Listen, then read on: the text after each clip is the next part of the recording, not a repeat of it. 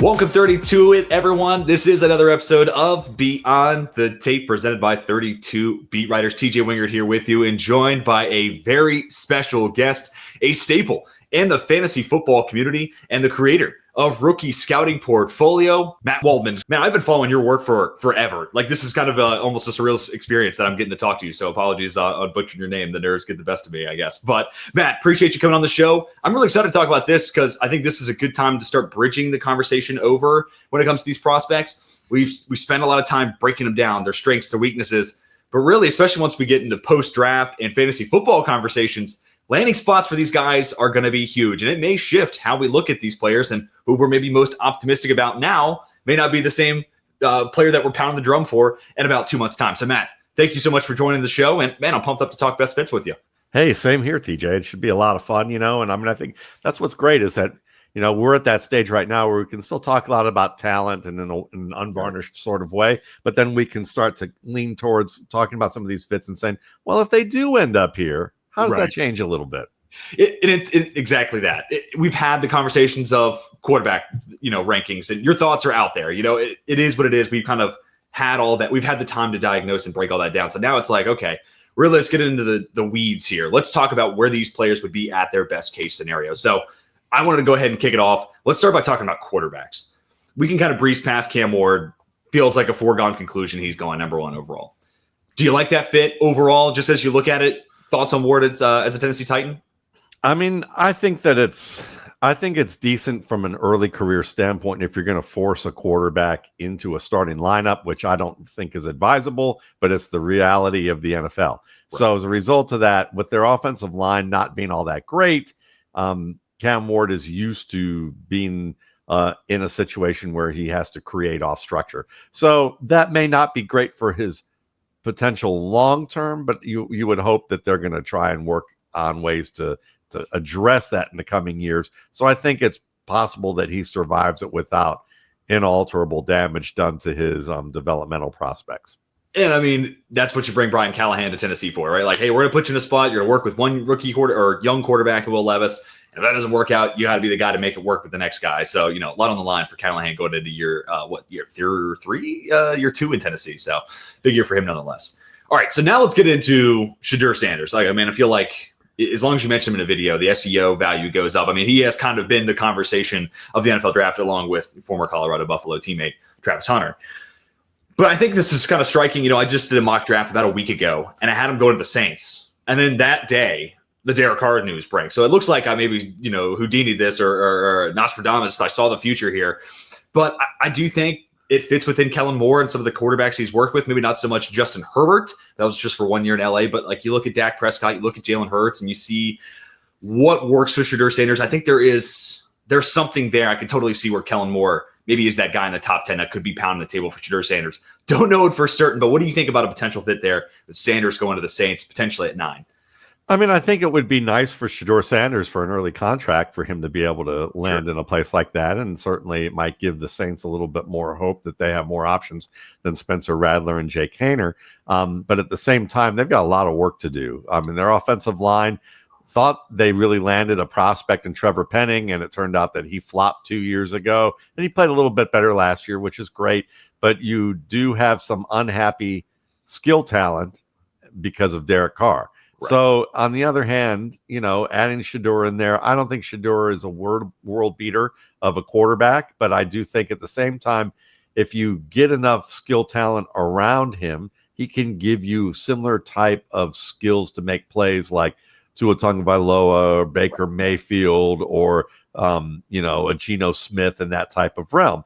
But so I think that with what they do have offensively, he could work well with Chris Olave. He is an accurate quarterback. He just has to be on the same page with reading coverages, and sometimes coverages trick him at this stage of his career, which is common for most rookie quarterbacks, but he's someone that doesn't seem to make the same mistake twice. The biggest thing with him is that he's been given a lot of leeway by his coaching staff at Colorado to be a playmaker, to damn any kind of caution, just create.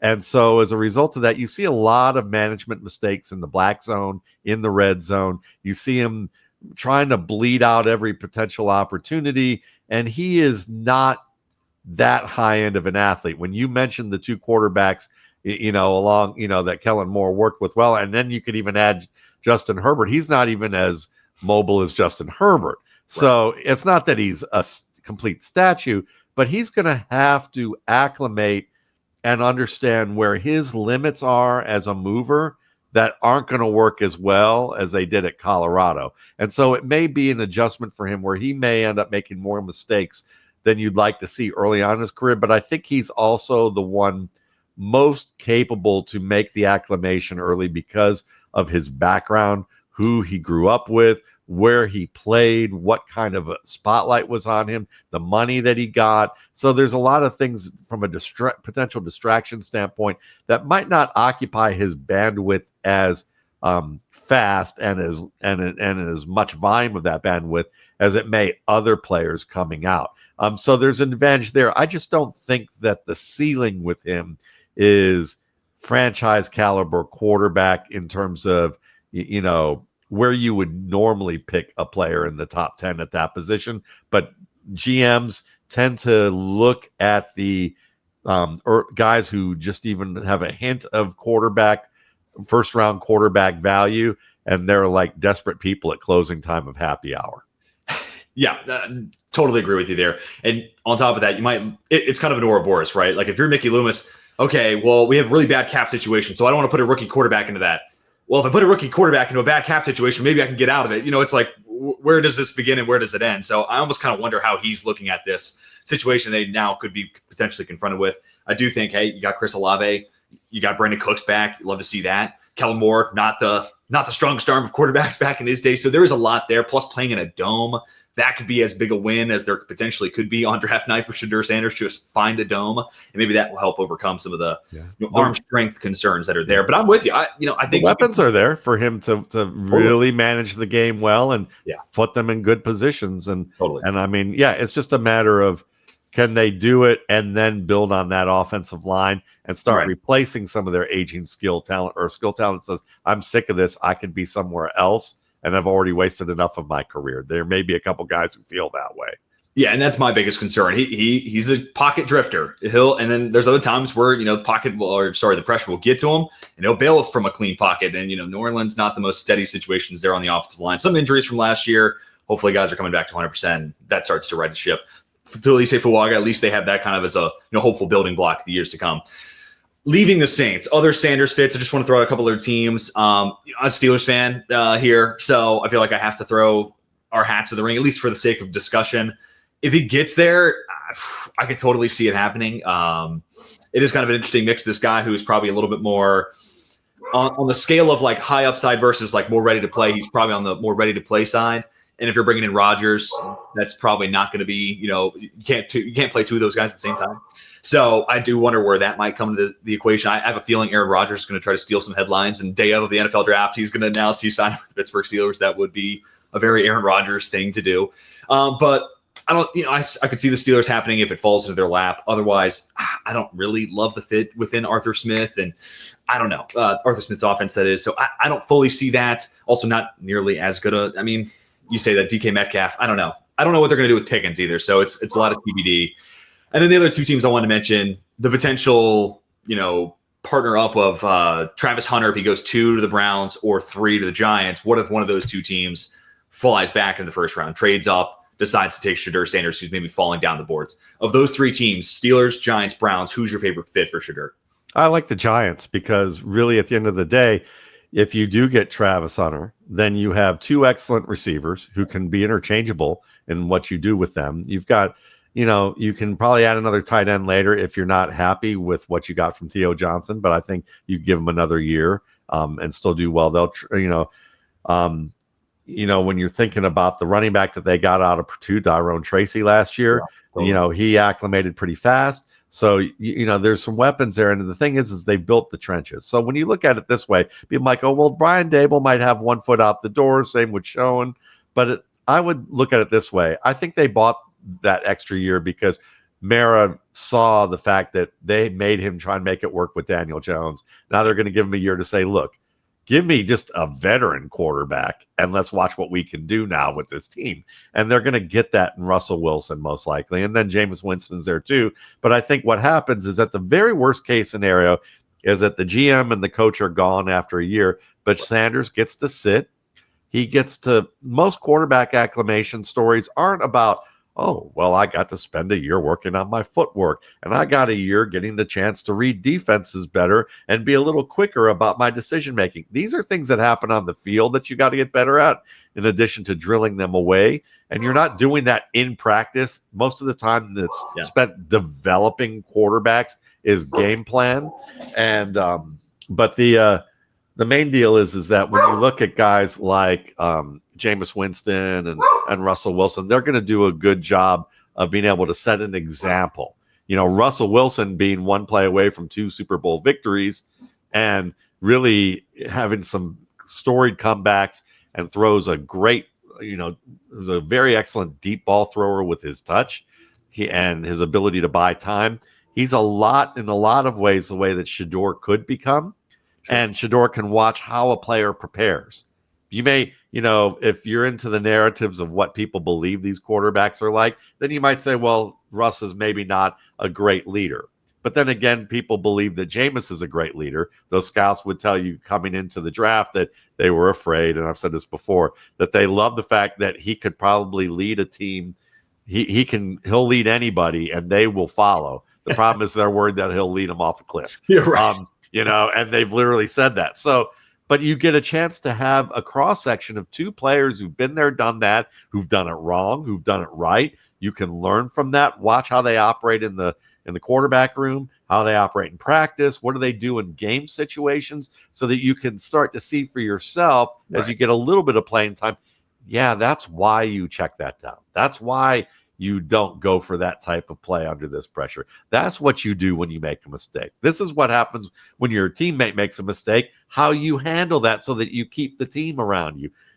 And you learn the management aspect of it as you continue to work at your craft away from the game. That'd be invaluable. So even if Brian Dable and Schoen leave, yes, he'll have to learn a new offense. But he wasn't playing in that offense most likely all year. So he's still getting a chance to see the invaluable things that matter and work on the things that he needs to work on.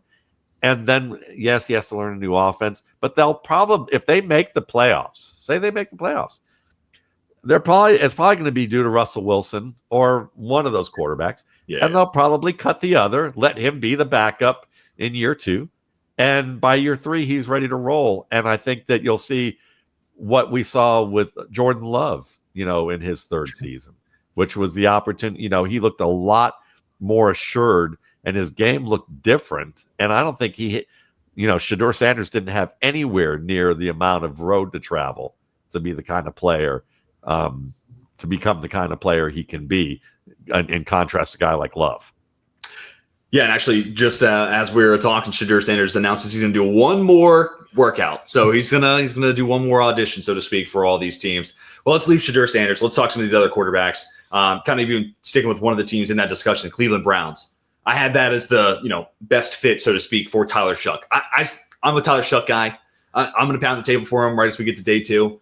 And I think if the Browns, hey, they don't get Shedeur, they don't do the Jackson Dart trade up, whatever, maybe that's the option they go at 33.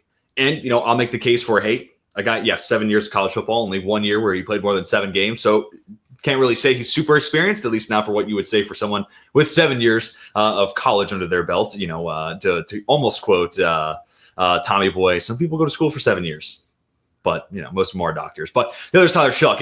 But I do like the arm, the willingness to throw from different arm angles. I think there's nice touch. He does get a little panicky against pressure, but it's also battled a lot of injuries, and I think they can get coached out of them. So I think there's a lot to work with there with Shuck. And if you're the Cleveland Browns and you're looking Joe Flacco, Kenny Pickett in the face, what do you have to lose? And I mean, I know that's the team that also drafted Brandon Weeden, but Weeden 28, Shuck 25. We'll call it a different enough. But I don't know. I think that could be a viable option and at least give you a 3-headed, a room of 3 that maybe you can go 500. Could you win a race to 20 with Myles Garrett in that defense? I think you could. Again, I'm a Shuck guy. Matt, I want to hear your thoughts on Tyler Shuck, and what do you think? Best fit for him? Is it the Cleveland Browns? Is it someone else? It's a great question. I think that Tyler Shook certainly has potential to become an NFL starter one day. As you mentioned, the arm strength is good. The ability to move around and throw off script can be very good. He can create outside the pocket. Someone that has some willingness to be aggressive in the coverage. So there's some skills there that translate well for an NFL starter. The pocket stuff, I mean, I think it's worthwhile to entertain both sides of that argument. I think it's a good argument. You could say that maybe some of that can be coached out of him. Where I would argue that maybe it will be more difficult is that on the he seems to have issues seeing and having a good pocket clock against blindside pressure, and that's a tough thing to address. So if he has too much difficulty with that and his game short circuits because of those things, it may never get better. Kenny Pickett is a guy that when he knows that the pressure plan, what it looks like pre-snap, he's good. When it surprises him, he completely short-circuited. That was his kind of MO, and you knew that probably as a Pittsburgh fan, seeing his days also at Pitt, and then also with the Steelers, that probably reared its head from time to time. But and Roderick Jones was no help there. Exactly. Sure. So, I mean, I think that there's some things to be concerned about there. But, the fact that he's mobile enough to execute some of what Kevin Stefanski likes to do, I could see them if they're going to be pure, kind of old school NFL decision makers. Jackson Dart might be that guy for them because he's good moving around. He's very good in the short range of the game. They'll hope they can fix the intermediate to deep range scatter shot accuracy, but the rest of that game is pretty interesting for them. As long as they can do it a little bit later. If you ask me, I look at this quarterback class, and while there's two guys that I really like, and we haven't talked about either of them, one's going to be available much later. One we'll probably talk about. I think that a team like Cleveland should just continue to get weapons, roll with Flacco or Pickett and see what they have, and then just know that they're going to be playing for a quarterback early next year if they don't get one of those two other guys that we'll talk about. But just because the draft capital, the guys that I like, you can get them at a lower draft capital most likely. Don't waste it. Don't spend so much on a quarterback with a hit rate of 38% and the level of the quarterback. The ones that may have the biggest upside are going to be available outside the first round, very possibly. Okay. Well, I'm going to talk Jackson Dart, and then I want to get to those two names. My quote unquote best fit. Look, if he's my quarterback 4, I see the upside. I see there's promise. As a Steelers fan, I've kind of accepted the fact that maybe it's signing Rodgers, drafting Dart, stashing him for a year. Maybe that's their route. But I also think the Los Angeles Rams for Jackson Dart could be a whole lot of fun. I think that could be a great spot. And yeah, they could definitely go corner there at 26, some future offensive line investment at both tackle spots. There's a lot that's there potentially for the Rams. But also this will he, won't he saga of Matthew Stafford is becoming one of my favorite annual traditions. And it may just be, maybe it's just the time to go get that Jackson Dart succession plan a year. Maybe it's 2 years as the backup. And then, like you said, there's some intermediate deep ball accuracy stuff that needs to be cleaned up. But who better to make that happen than Sean McVay? And who better to learn from than Matthew Stafford for that? So if, there's not going to be an NFL coach as good as Shanahan and McVay are. There's no one who's going to make the game quite as easy as Lane Kiffin versus Georgia Southern. It won't get that easy ever again. But if there is a guy who could maybe get it somewhere close, Sean McVay, again, one of the first two names that comes to my mind. So what do you think about Dart? Best fit for the Rams, or do you have it somewhere else? That was my best fit when I was finishing my scouting report on Dart as well. It just seemed very obvious that this would be a perfect fit because they do a lot of the short passing game, and a lot of it isn't with the vertical. When you're running vertical, they're actually throwing routes working across the field instead of vertically downfield. It's a little bit more of the deep crossers, things like that, slower developing plays where you can get him on an island, get him with enough space around him that he's, may not have to make any last minute of adjustments with his feet, which is sometimes one of the reasons for a scatter shot deep accuracy. And also he's played behind two quarterbacks in Garoppolo and then in Stafford, who he can probably learn a little bit from in terms of the deep game. He could probably pick their brains a little bit about what I need to work on my own time to become a better deep ball thrower. And if they can fix that, then you really do have something with him. And if you don't, temporarily at least short term, with the way this offense is executed, Dart is a good match for it. Yeah. You want to have a deep ball and accurate deep ball regardless of the offense, but this is one where you can minimize it a little bit, or you can create moving pockets or different types of schemed plays to go deep that may fall into his wheelhouse and help him out. So no, I think it's a fantastic fit, and I think it's really the most obvious one for him. All right. Is one of the two guys that most jumped out to you, is one of them Kyle McCord? No. Okay, real quick, Kyle McCord, I think, again, if the Giants don't get a Shedeur, they don't get a Jackson Dart, they don't do the Jalen Milroe maybe, I think Kyle McCord is the Brian Dable guy. Go get your vertical shot taker there. All right, let me hear the two names you're bringing to the table and what's the ideal fit for those two players? Yeah, I think Jalen Milroe is really very close to being the best quarterback in this class.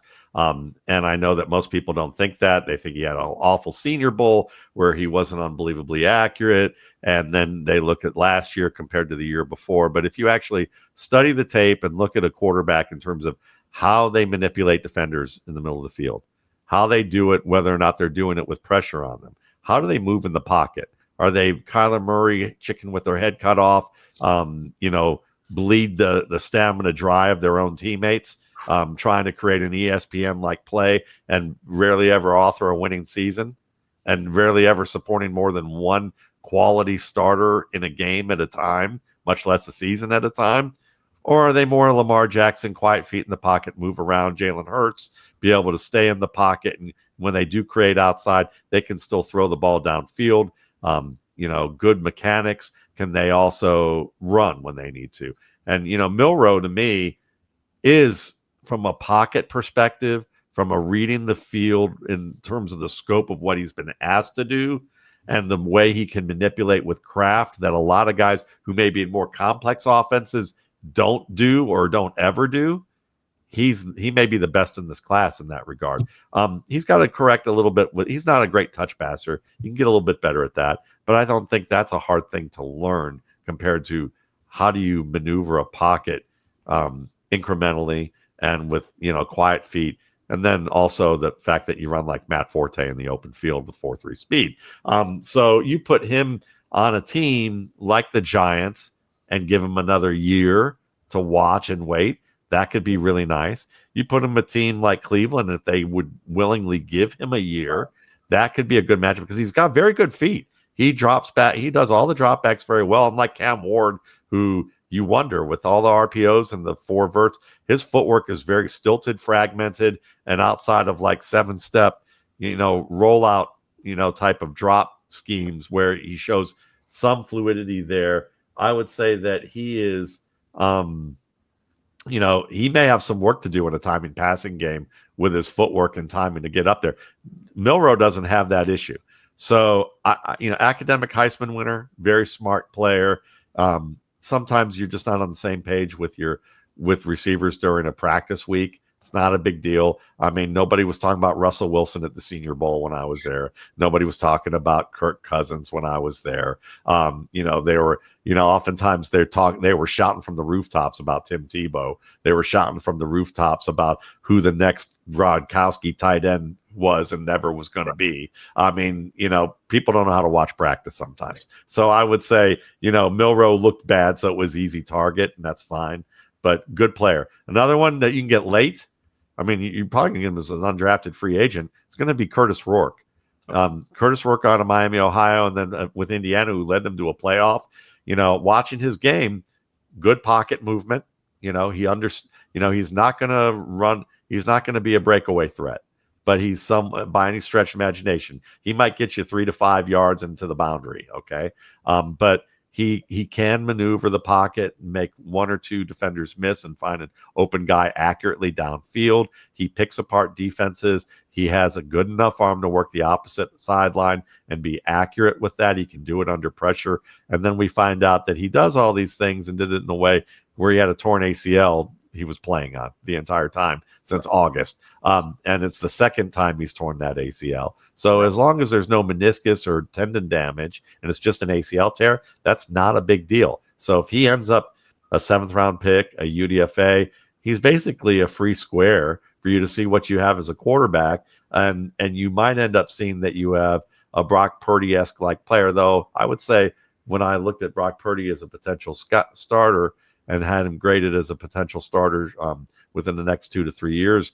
He was someone that was much more mobile in the pocket than people gave him credit for. Rourke isn't mobile, but he's maneuverable. He's more Tom Brady maneuverable, but not as skilled as Brady in that regard. But, he was doing it on a torn ACL. Yeah. So you look at a player like him, and to me, if I'm a Cleveland Browns team or I'm a Steelers team and I got Aaron Rodgers, decide not to draft anybody early on and use my capital to stay in the thick of things.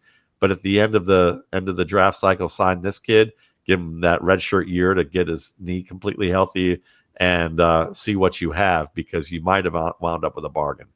Yeah, and I think minimum, Rourke's one of these guys, and I'm a sucker for someone who does it at one level, take a step up in competition and passes the smell test, passes the eye test. And that was Rourke this year at Indiana. And I think Indiana had okay receiver play. I don't think it was great. A lot of that is on the back of their scheme, their offense, and then Curtis Rourke. Minimum, that guy feels like he's going to be a rock-solid backup. Right. And at that point, still, even for a 7th-round pick, like Malik Wilson. That's still a bargain. And you like it. And he went before the 7th round. You know what I'm saying? So, yeah, minimum, that becomes a rock-solid backup there option for your team. So, no, I'm with you there. And, that's almost the point of this draft. It's almost like emblematic of really this quarterback class. There's some upside there with Ward.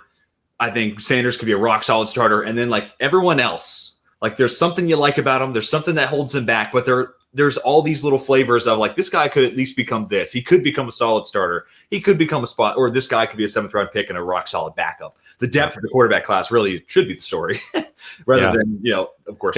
There's just not major headliners this year at quarterback, but there's 12 guys, really 13 guys, I think, that could develop into solid backups and maybe journeyman, and maybe 6 of them could be journeyman starters, and then 4 to 6 of them, if it worked out.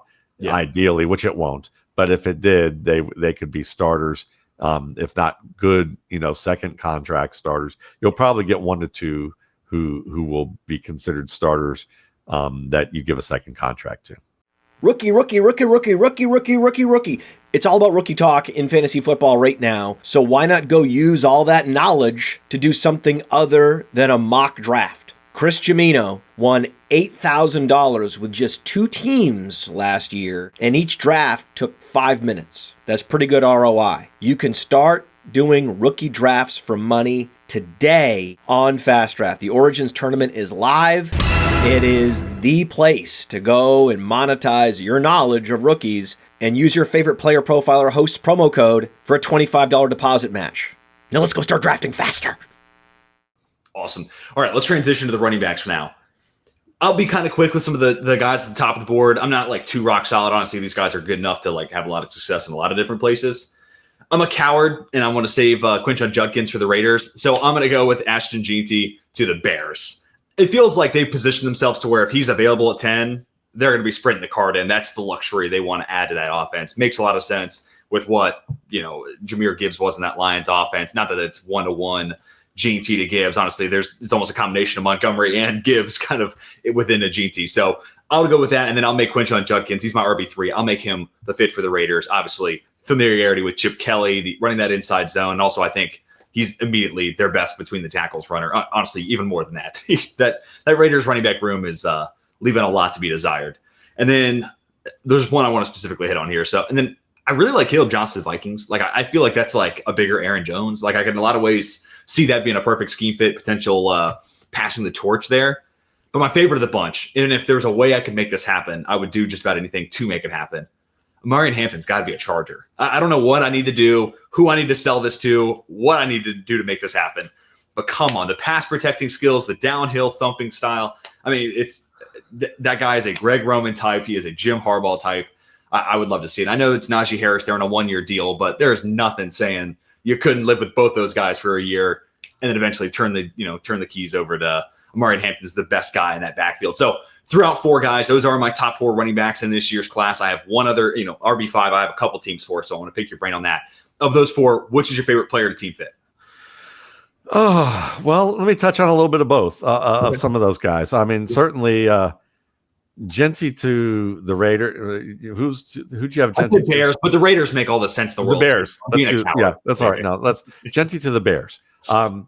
I love that. In the sense because I know a lot of people are using very high end comparisons to him. I think a more realistic comp is to look at him as like a D'Angelo Williams Yeah, I think or that's J.K. Dobbins healthy version right. comp between those two guys. And both those guys could have been special players if they, one wasn't saddled with Jonathan Stewart and one wasn't saddled with knee and foot injuries. But he's built very similar to D'Angelo Williams, who you saw him as a Steelers fan, He's great. and that was at the end of his career. That was the twilight years. Yeah, exactly. So I think that you have a player who could be your lead back and be a lot more than Jahmyr Gibbs is. And I like Jahmyr Gibbs, and he's a lot right now, but he could be a lot more. He has that run stamina that you see from special backs, and they had a back in the day who was 5'9", 205 pounds, who might have some of the greatest run stamina of all the backs ever in football. So I think that they wouldn't be afraid to get a guy like Gibbs and work with him, and they still have enough on their depth chart, or they could pick another guy later if they want to pair a B back with him. So I love that fit. I comped Quinshot Judkins to Chris Carson. I saw him as a plus version of Chris Carson. Now he's if he goes to the Raiders with Pete Carroll, it's a perfect fit. I see, to me, the aspirational player that I don't think he'll ever become is Jonathan Taylor, because I don't think he's as explosive as Taylor. He can catch and run routes well, but for that, he's a better route runner than he's a pass catcher right now. You ask me. He's not a downfield guy, but they rarely use Taylor in that regard either. But he is a tackle breaker who can run every scheme adeptly. He's someone who has more than enough speed to stretch the field, and he has the burst to be able to get into the second half, into the the linebackers, the second level. Really like his game.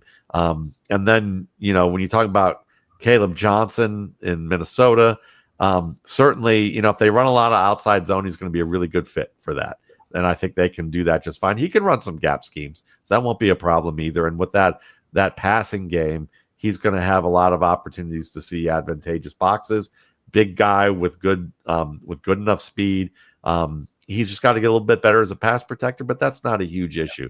Now, where we might differ is Omarion Hampton, but not by a ton. People might look at my rankings and say we differ greatly, but I would say I look at by how I score players. By a score, he's a player that I think would be a very good second back in an offense right now, who could grow into being a decent starter short term. By the end of the year, on a good team in year one with surrounding talent, or if he fixes some things. He's got to fix his pass protection. It may score well when you track one at a time the result, but when you look at the process of how you pass protect, he tips off a lot of blockers, and it's habitual. Drops his head, doesn't really earn great position with his hips and his shoulders. He's not a great puncher. He's got to fix all that so that he can be a 3-down back. And then the ball security is good enough to ride the ride, but it's a little bit closer towards the line that I've demarcated for years that says might not be good enough to ride the ride. So he's got to get a little bit better at that, especially as a big, powerful back who's going to be a volume carrier. And I think he's more of a volume carrier than the big play guy that we sometimes see in highlights, because he has top speed, but his acceleration, from what I use, and I am very generous for explosion compared to most people, because some people are like, if he doesn't run under a 4.4, he's a bum. And if and then they don't even pay attention to 20 shuttles and 3-cone drills, which are more important, if you ask me, for running backs in most schemes. Omarion Hampton has got high-end starter long speed. He has borderline contributor, to starter level acceleration, meaning that it takes some time to get to that top gear, and he's not going to be able to do it as easily as he did it in the ACC.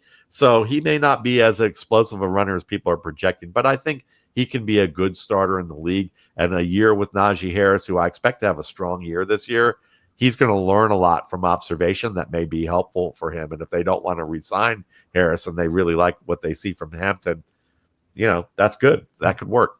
Absolutely. All right. Then we get to my RB5, Travion Henderson. And like he's a one where like he feels like he fits everywhere because he's just this player, almost kind of like a Jahmyr Gibbs. We saw Gibbs in a bit of more towards the end of the year, getting some more volume when David Montgomery had, I think it was a 2-week hiatus. But really, Jahmyr Gibbs is at his best, 15-ish touches a week. And that's where you're getting the most juice out of the squeeze. And that's Travion Henderson's story. Like, and that's where like ranking these guys can be so tough because like putting him in the same bucket as Quinshad Judkins, who could probably be a 20-plus touch a week guy if you needed him to be, doesn't feel fair. But if you can keep Travion Henderson at 15 touches a week, it feels like a guy who's just a big play waiting to happen. The perfect fit for me, and I don't even know if he'll be there at 52, to be honest with you. But the Denver Broncos, like this feels like a Sean Payton type through and through. A guy that I think is a really good pass protector, awesome as a pass catcher, lightning quick, very elusive in the open field. I do think the vision between the tackles could be a bit better, but get this guy into space. And like I said, it's a big play waiting to happen. So that was one of the teams I wanted to go with. But honestly, there's a lot of spots on the board where you're like, you wouldn't take much to, the Dallas Cowboys at 44. Yeah, sure. I'm completely content with that. If you're looking to sneak him into the first round of a mock, the Washington Commanders at 29, could we get a little crazy here? Upgrade from Austin Eckler? I don't know. He's just this player that, depending on who's making the pick and what the plan is, I could see him going from, really 29 through the entire second round. But really, Denver was the one I want to hone in on. That feels like a Sean Payton type through and through. But let me hear your thoughts on Travion Henderson, best fit for him. I think there's a lot of appeal to that because, the thing that makes him a good fit is that in the past few years, because of spread defenses spreading out to cover spread offenses, now offensive line play and running games are going back to gap attack, man blocking, where you're going to have pulling guards leading the way. And there are two different spectrums of runners, okay? Because gap scheme players don't have to do a lot of thinking behind the line of scrimmage. It's one crease, hit it hard, use your power, your speed, your quickness to manipulate that one crease. You don't have to have unbelievable footwork. You just have to attack it, get to the second level, and then you can use your open field skills there. So that's why, toss, power, counter, play, trap, plays like that, some duo's a little different, but those ones with pulling guards, don't overthink, not much cut backing, just try and take what you can get through that crease. And Travion Henderson excels at that. He's confident in tight creases to be able to just hit that crease as designed. And as long as it's not foiled early, he doesn't short circuit. Yeah. But when it's foiled early or they're asking him to do the multiple choice of zone where the running back is setting up the blockers rather than the blockers setting up the running back, he's not as good. That's not his deal. And if you find him somehow on a team that says, we're going to run a lot of zone, not outside zone, but like inside zone and combination with outside zone, maybe more wind back plays, which, maybe it's not as much of a zone principle thing. Sure. I think that he could struggle a little bit more. He could be more boom bust. But I think most teams know who he is, what he does well, and everything you said about him is so on the dot that he's going to have appeal. And I'd love to see him in Denver because I think that right now, they had Javonte Williams. He got hurt, never really turned into what they hoped he'd be. Right. And, the guys that they have are really just really more role players who could be nice role players, but they're being asked to do a little bit more. So you could pair him with the Notre Dame kid and Audric Estime, and you could probably get a nice 1-2 punch there where also Henderson can be more of the lead. I think he's more of a DeAndre Swift with the speed that Swift never really had and better vision to not self-destruct as quickly. And he can play on a team where you don't have to have a Jalen Hurts occupying 2 or 3 defenders in the box on zone read for you to make plays. And that doesn't mean that Swift is awful. It just means that Swift is a competent runner who needs help to really do what's great. And teams look at that after a year and go, he's a little more expendable for us because there's a lot of good running backs in the league. And they say, maybe we shouldn't be paying him so much money to do what he's doing when we can find somebody else who does more at a cheaper rate. Right. All right. I want to bring 2 day 3 names to the mix, or at least guys I would assume are going to go day 3. I like them both a ton.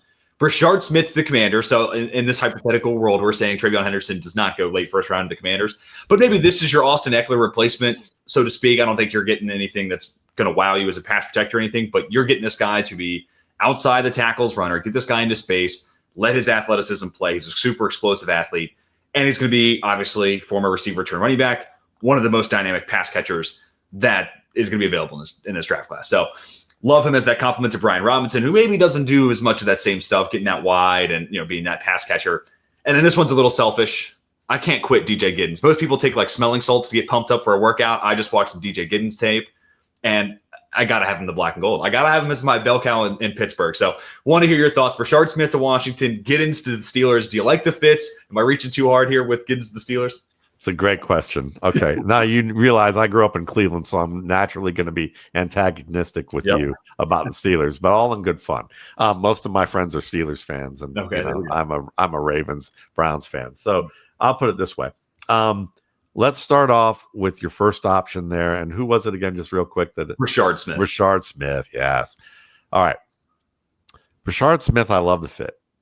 Mainly because I think I also comped him to a young Austin Eckler type or somewhere in that range. I think he can be an every down back and a load carrier. He only had 1 year where he was really a runner. Yeah. And what you saw was quick advancements as a pass protector.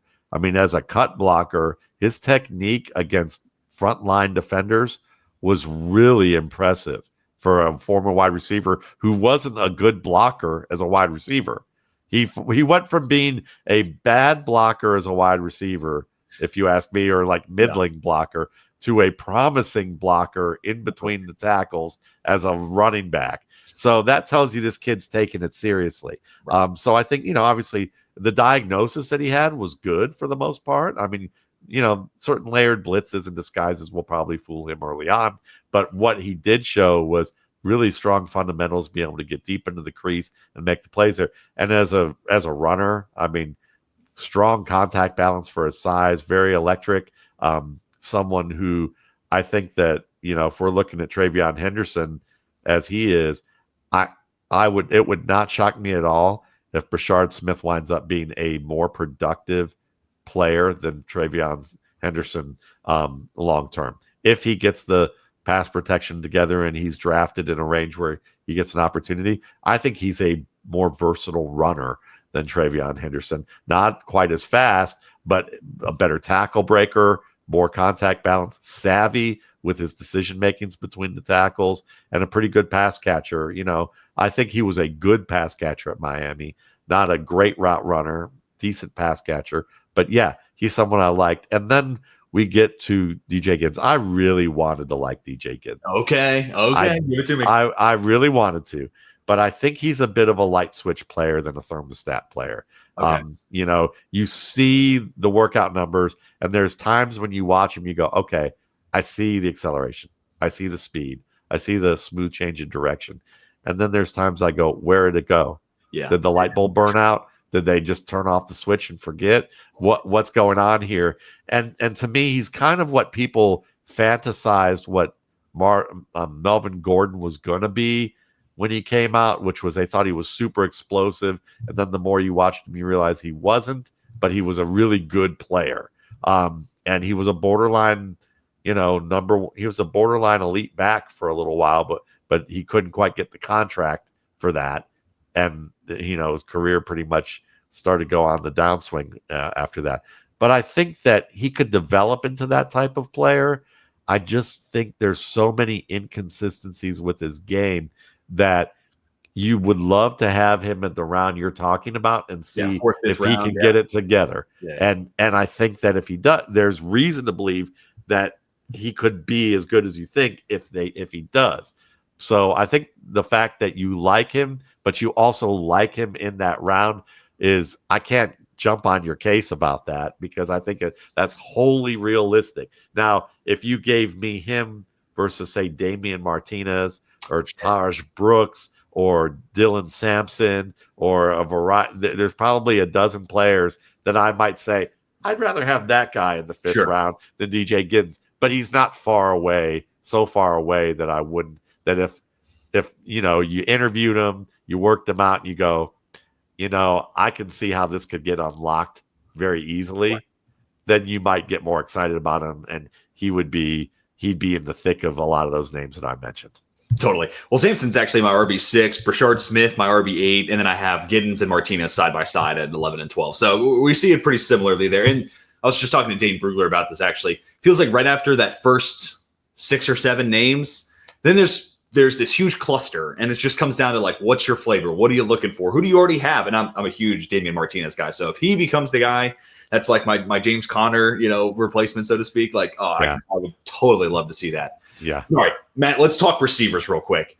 I want to hit on one first-round guy, almost certainly going to be a first-round guy, and then I want to talk a little bit more day 2 guys.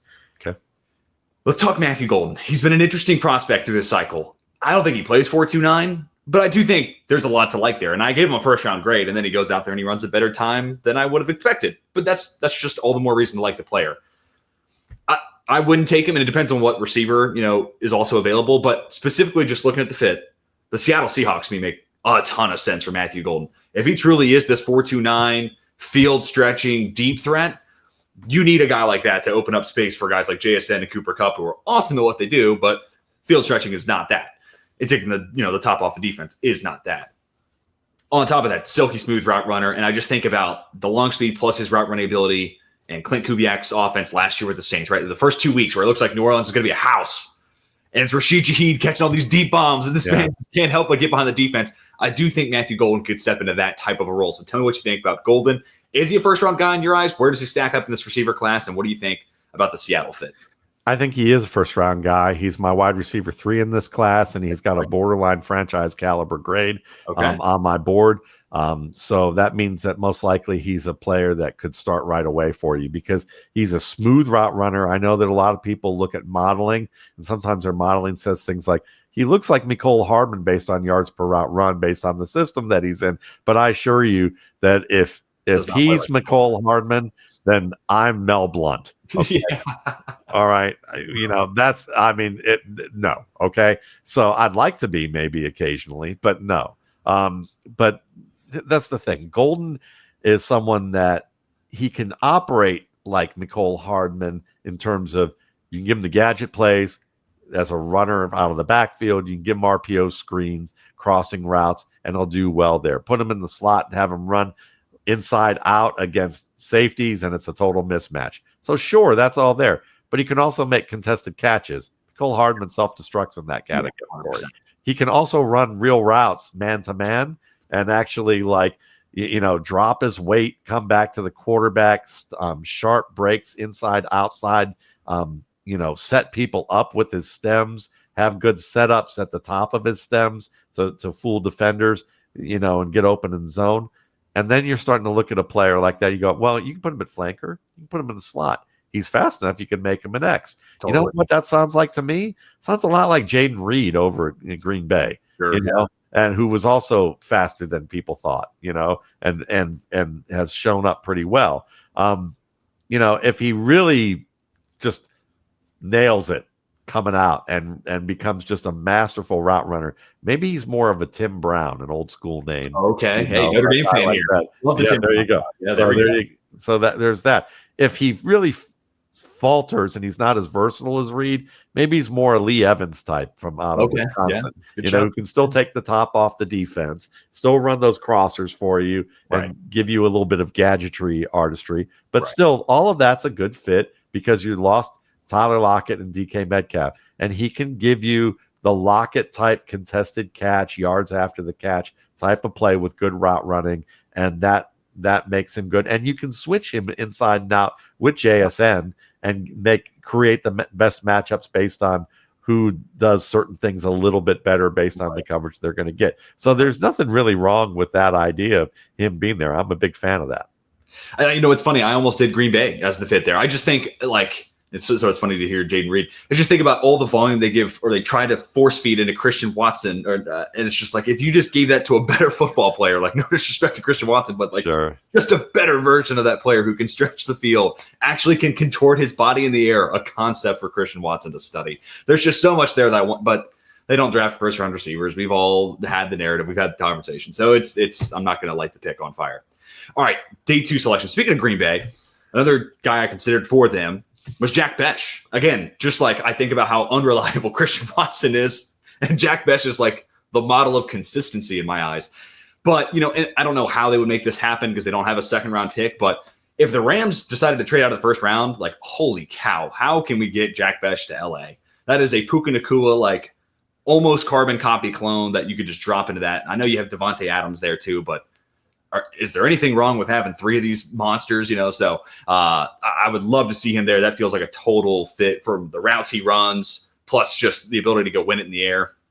Big fan of Jack Besh. And I feel like, dude, if we could make it happen, the Rams would be the most ideal fit. But between the Rams, the Packers, let me hear your thoughts on Besh and a potential landing spot. Yeah, I mean, I think that Besh would be a nice spot, pick for a lot of guys because he can give you enough versatility to play inside and outside. He's reliable, as you said, winning the ball away from his frame. He's good with his technique in terms of earning the ball in tight coverage. I think he can be a little bit better with position back shoulder targets and underthrown passes. He can tip that off a bit, but it's not the end of the world. He's a good route runner, and he's my wide receiver 7 on my board, and a guy who I think is an instant starter if you don't already have starting caliber receivers, which means he probably do. He'll get some opportunities, but he might work his way into a lineup by year's end. Think a better version of Josh Palmer, maybe. Sure, if you understand why I like Michael Wilson so much, but understand that maybe why I dislike his situation so much with Kyler Murray.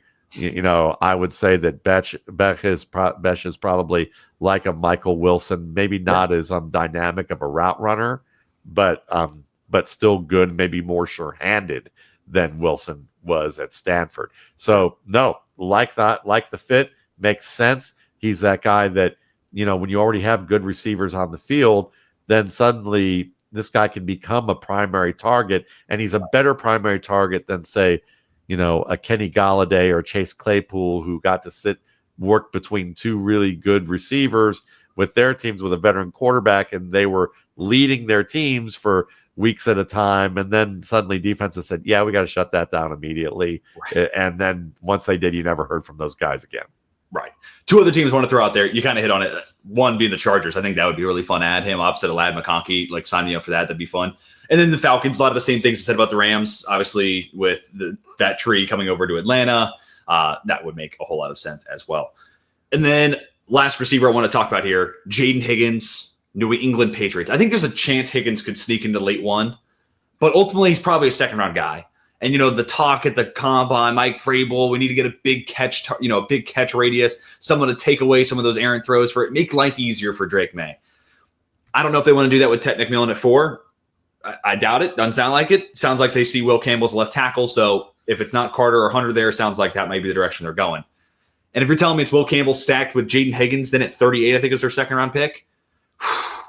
Hard to say you didn't address the 2 biggest needs on that offense, at offensive line and the wide receiver. Higgins, a guy that I have like a fringe late first. Like, I'd be cool with it if he went, like the Kansas City Chiefs were like, hey, what if we got a big guy? What if we got a true X? And it's like, okay, cool. Sign me up for that. I'm here for that. But realistically, man, top of the second round, that T. Higgins, Michael Pittman Jr. range, like, sign me up for a Jaden Higgins experiment there. So specifically, I think the Patriots are in striking distance. That's the X receiver they don't have. Tell me what you think about the fit.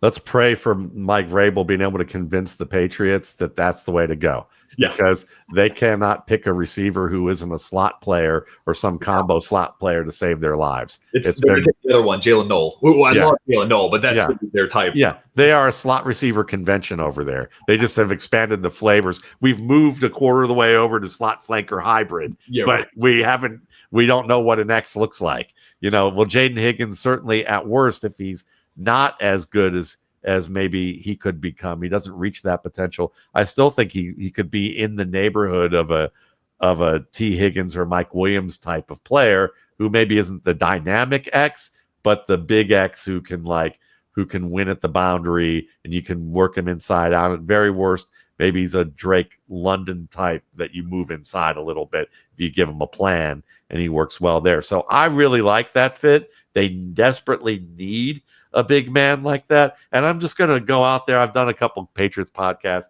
so they already know. But like, if I'm going to offer some free advice and they can't get, they're not going to go after McMillan. They don't get Higgins. You can go a little further down. And here's a few players that I think could work out for you.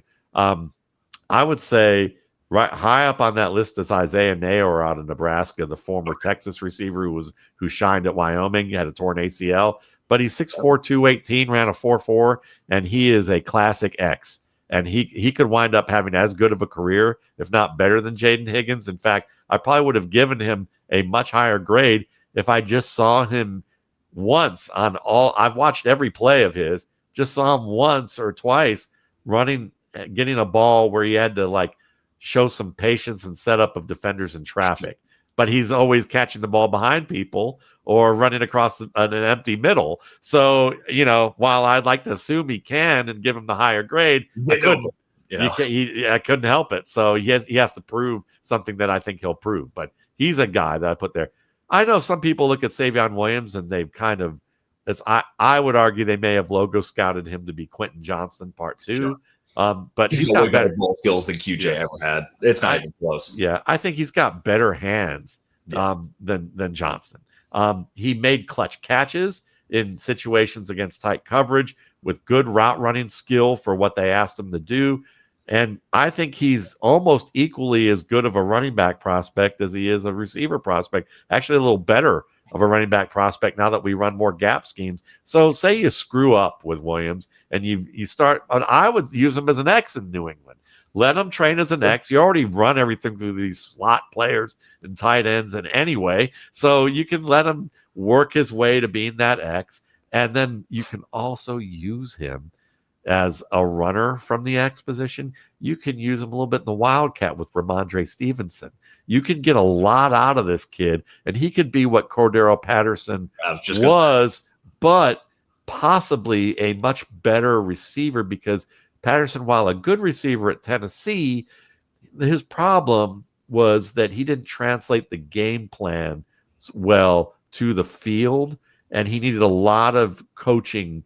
According to my buddy Russ Landy, who scouted him early on in those days, it was like you need a lot of coaching week to week to get him to do a limited number of things as a receiver because of the amount of coverage that you had to do with it. And it's like some people just have some people have different forms of intelligence. And one of the ways that he just wasn't very skilled was that translation of those things. But Sure. you put him as a running back and say, look, we're going to let you be a return man by running gap schemes to the outside. And he's fantastic. Yeah. So Williams to me would be that guy that you could put at X. And if you wind up with a running back, well, Ramondre Stevenson might be done with his contract by then. And you might realize that you got something there. Or you might wind up that you realize that you have a better Cordero Patterson. 100%. Anyone who thinks Savion Williams is Quentin Johnston, I would just tell you, you don't ever one game scout, but just watch his 2 touchdowns against ODU. You really don't need to see much more than that because that single-handedly is like 2 better displays of ball skills and body control than Quentin Johnston has to this day. Texas. To say, there's some plays against Texas last year that you watch and you go, okay, those are NFL players. Yeah. There's someone who can play receiver in that body. Can we, fine tune the route running and give some more nuance? That's going to be the question. And of course, like the lazy best fit there at San Francisco. Like, come on, like, can we replace Debo with like Cordero Patterson 2.0? Like that would be fun. Sure. All right, I have one tight end I want to run by you. Okay, and it's just because every first round mock draft you see nowadays, Tyler Warren or Colson Loveland, get ready to learn Indianapolis Colt, right? But what if they didn't go that route? And what if they're staring, like maybe they go, not to spoil it for my next mock, but I'm thinking Jahad Campbell, maybe they're 14. Let's just say that's their first round pick. Yeah. And stack it with Mason Taylor in the second round. I'm not saying, obviously Taylor's my tight end 3. He's not, or it could be Elijah Arroyo if you like him better. They're my tight end 3 and 4. How much are you losing between tight ends 3 and 4? Albeit you are losing something compared to tight ends 1 and 2 with Warren and Loveland. I just wonder how steep that drop off ultimately is, especially for a guy like I feel like Mason Taylor really is NFL ready, fluid mover, really sure-handed. And if you're stacking Jahad Campbell to go with it, I don't know if you're a Colts fan, how you don't get pumped up thinking about that. But let me hear your thoughts on that. Well, I would have to say, if you're going to say, I'm going to take Mason Taylor over Tyler Warren, I would say that you are gaining by taking Mason Taylor over Tyler Really? Warren, Okay. whether or not you add Jihad Campbell or not. Okay. And I would say it's by a somewhat significant notion, because I know that's not the popular point of view, but Tyler Warren has great hands. He is a good contested catcher. If you get him in the flat and give him a little bit of a runway to work, he's going to run through some people. But he's more of a Tucker Kraft, Dallas Clark type of player, but more of a blocker like Clark, which is not necessarily a good thing. Yeah. He's a hugger. He's not a puncher. He doesn't get the position he's supposed to get. He needs to work on that craft. He could get there. And if you put him in a very specialized role, like a Mike Gesicki type of role, with a little more Tyler Kraft-esque leanings, he can give you that some upside there. But Mason Taylor is an all-around tight end. Mason Taylor's my tight end too. And he's not that far away from Colston Loveland, if you ask me. No. He's, like you said, smooth, catch point toughness, skill after the catch, very fluid. He reminds me of like a more rugged Mark Andrews. See that, and so if you get he's that type of guy that could end up having a rapport with his quarterback in the middle of the field, and you're in business. And I just think that it's fascinating to me that he's not one of the top 3 tight ends on a lot of people's boards. But maybe it's because the production, people look at production profiles and it wasn't strong, at LSU, and maybe he wasn't maximized. But what you see on tape in terms of technique, concept, athletic skill, it's all there. Now, Colston Loveland, I would probably say Loveland would be the guy that I would prefer. Sure. But if you're telling me that you want more receiver than blocker, I would say if you still went Taylor, I wouldn't give you as major of an argument as some people would. I would probably say, no, I see why you do that, because I think that Loveland makes some more of those highlight caliber plays. Right. But is he really? But he's not. I don't know if athletically he's really in that Brock Bowers, George Kittle spectrum.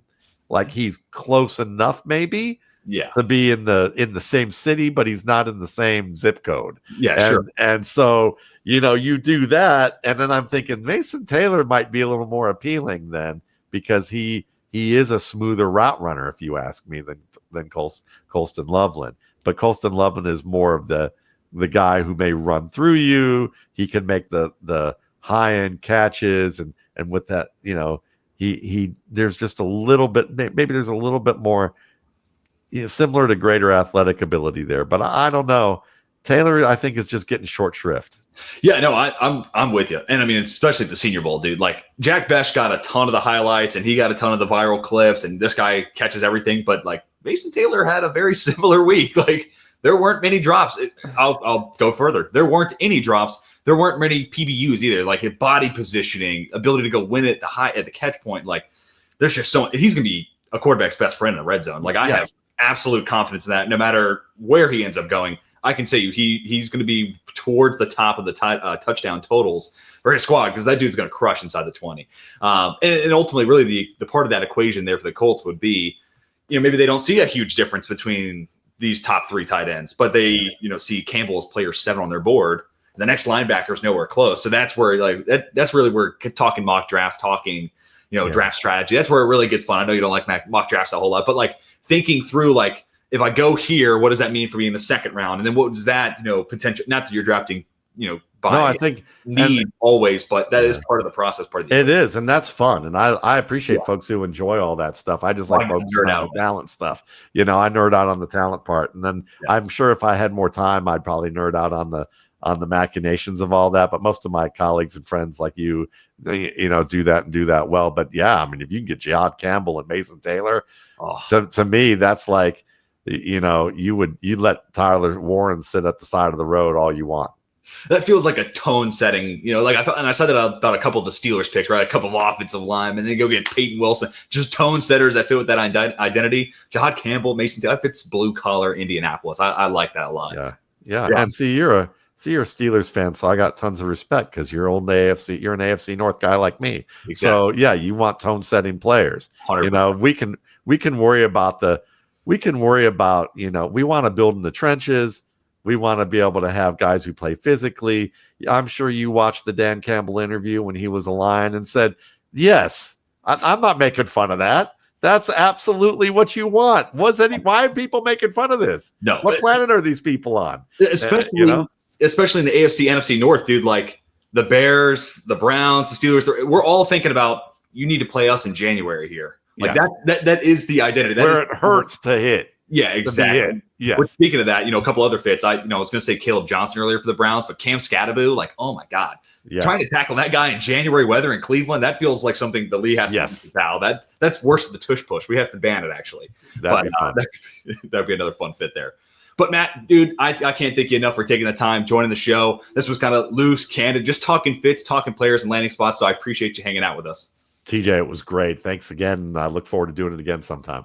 Absolutely, especially after the draft, because then it gets easier for us. We can just really diagnose into the bit of hypothetical. Let's just dive into it, But Matt, I also want to give you an opportunity to put your great work on a platform here. Where can the people find your work? Sure, you can find me at mattwaldman.com. The Rookie Scouting Portfolio is in its 20th year of publication. It is a favorite among beat writers, among NFL scouts, according to people like Alex Brown, who is a recruiter at Ole Miss, used to be recruiting head at SMU, and Rice meets with these scouts on a regular basis, and he knows who buys what, and mentions routinely that mine and Dane Brugler's work are the two most purchased draft guides for cross-checking purposes by these folks. Obviously it's a fantasy football's favorite because I do football first with the pre-draft, and then I do a heavy fantasy analysis with the post-draft, and you get both for $21.95 at mattwaldman.com, and also a certain amount of the proceeds are donated to an organization called Darkness to Light, d2l.org. They're our program that is that's purpose is to help prevent sexual abuse of children through programs to train people on what to look for in terms of what type of grooming behaviors exist, how to handle it better when something is reported, so that you don't have a Penn State or Michigan State type of scandal. And they've come in to actually help those folks out after that came to light. So it's a great organization. Highly recommend it. We've donated close to $70,000 over the past 10 years to them. So we're really proud of the work that we get to do with them. And you can check them out at d2l.org.